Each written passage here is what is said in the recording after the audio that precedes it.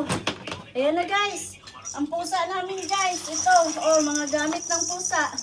Pakita mo tong gamit ng pusa guys. Lahat bago. Kaihan, igian ng pusa. Pagkain, inuman. Ito, ang dami. Kainan. Ang daming mga treats guys. Oh, hay, naku. Ano to guys, sa client namin na ano ng ate ko.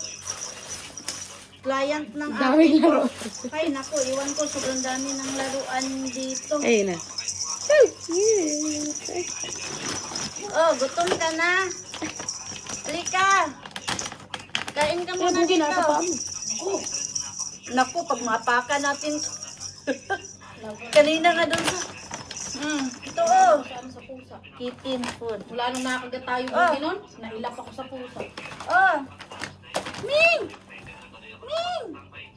Naku, baka paglabas natin, kainin agad to ng aso dun sa labas. Ming! Ming! Chuchu!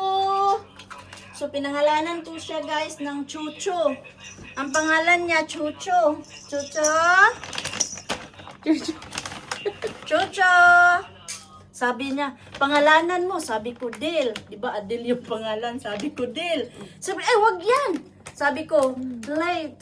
Sabi niya, ay, hindi nga yan. Sabi ko, Chuchu. Sabi, yan! Yes! Yan! Tawa na sa... Natawa nga ako nung kinukwento ni Ella May na naglagay pa ng cellphone.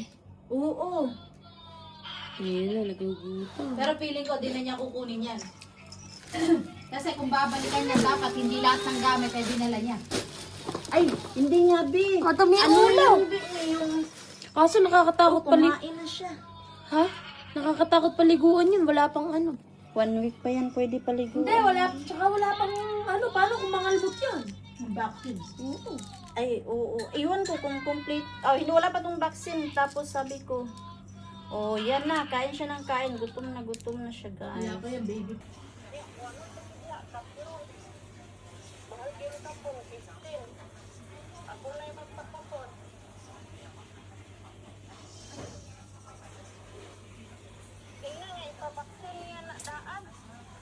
Oh, kaya nun. Di pa man yung mabaksin ron.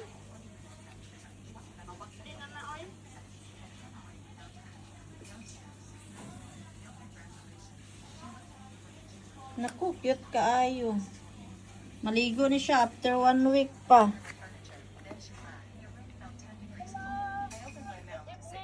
Na, gustong-gusto niya talaga sa sleeper, be. Kanina, be, sa sleeper ng amo niya ang ano. Naku, ang tayating naman noong talaga hirap.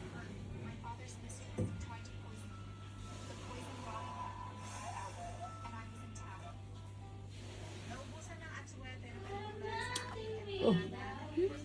Ano kaya hinuli niya dyan?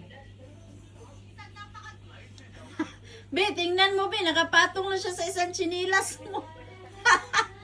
Ang cute.